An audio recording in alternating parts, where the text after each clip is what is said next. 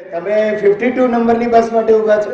હા. આ તો હું પણ થોડું લાંબુ પડશે, વાંધો નહીં.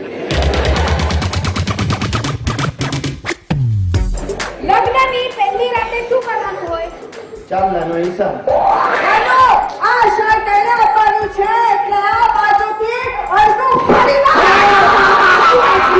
દેવી દેવી છે તો મારી શ્રી દેવી છે, કોઈને દઈ દેવી છે. तुम्हारे में उगरा नहीं आता है, हमारे गुजराती में बहुत आता है और पारका भैया के साथ तो वारे वारे आता है. RSVP એટલે રોકડા સાથે વહેલા પધારજો.